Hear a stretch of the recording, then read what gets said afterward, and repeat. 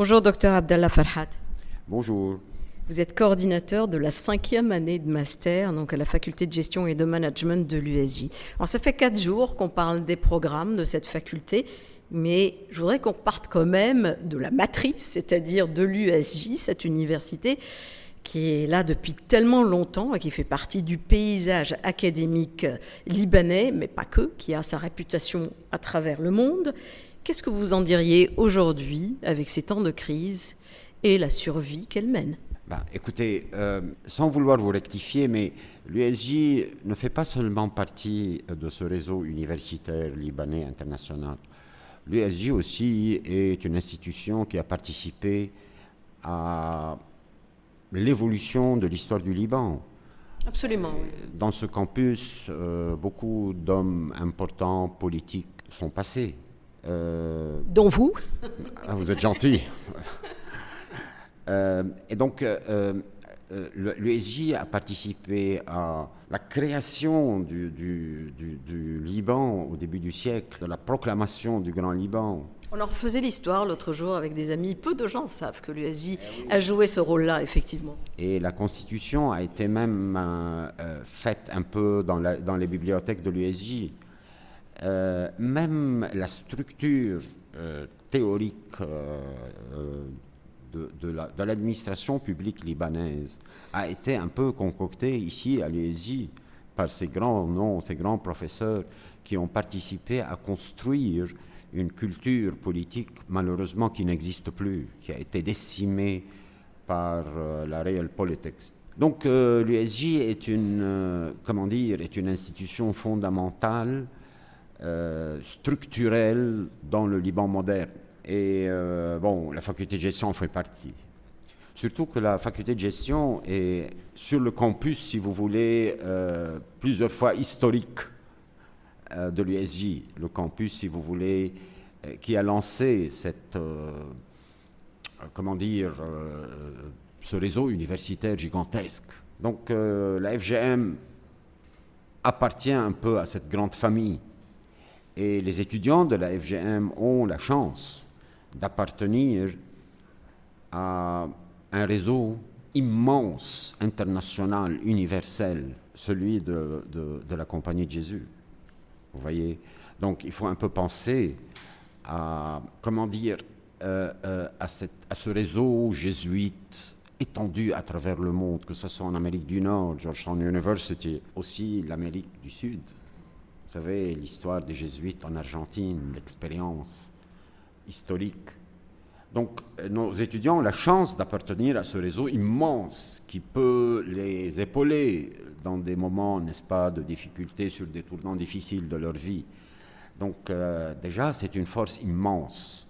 Et à mon avis, beaucoup d'étudiants ne le savent pas. Ils ne savent pas qu'ils appartiennent à une famille universelle, internationale. Mais aussi, c'est une famille qui croit dans l'excellence de la science, n'est-ce pas ? Donc, par l'excellence des performances scientifiques. On témoigne, c'est sa faculté de médecine. Absolument, absolument. Et quand je dis scientifique, je parle aussi des spécialisations littéraires, économiques, gestionnaires.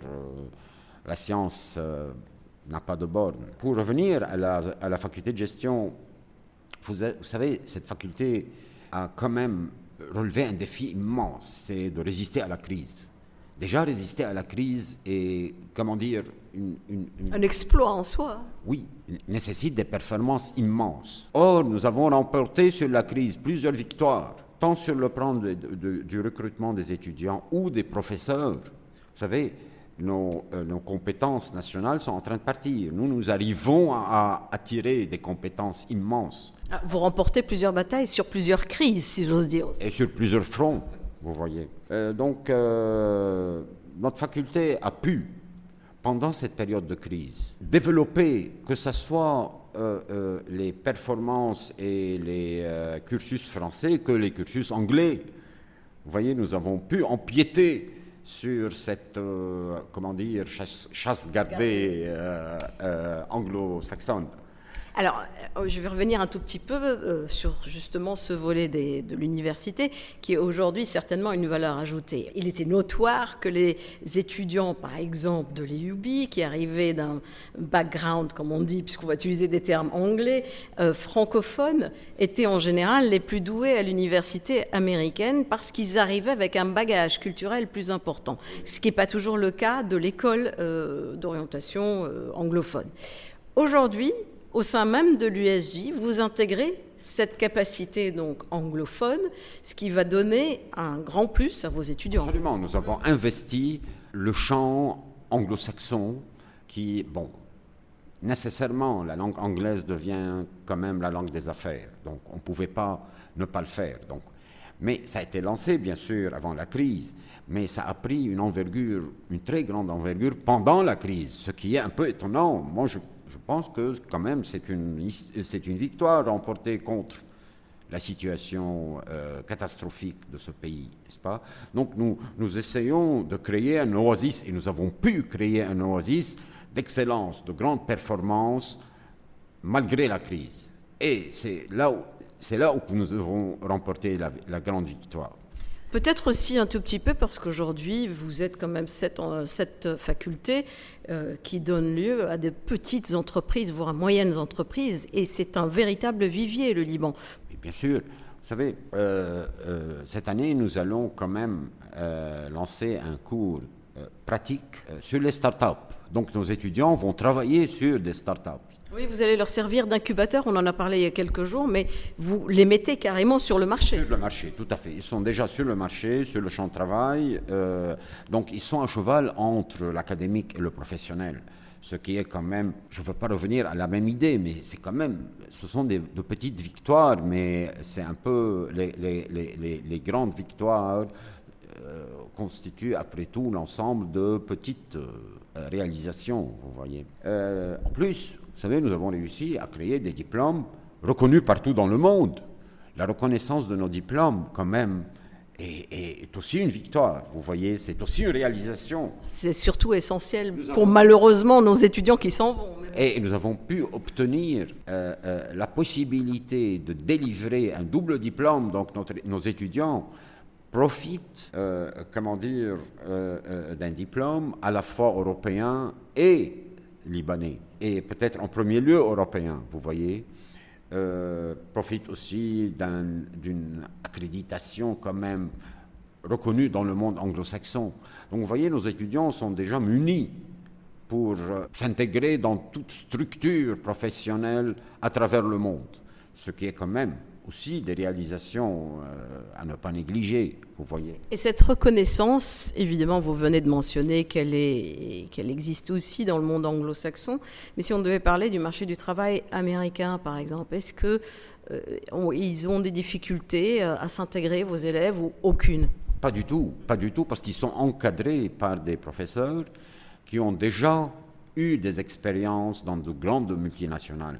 Donc, comme je vous ai dit au début, vous savez, nos étudiants sont à la fois lancés tant sur le plan académique que professionnel pendant leur formation. C'est quand même une formation dynamique, pas statique. Et c'est le modernisme de l'enseignement, vous voyez. En plus, dans nos cours, il est toujours important de faire intégrer des participants professionnels venus du marché. Donc il y a souvent des invités qui vont s'entretenir avec les étudiants, leur partager leur expérience professionnelle et les amener un peu à réfléchir sur leur futur, sur leur avenir, leur intégration, dans quelle structure, dans quel domaine.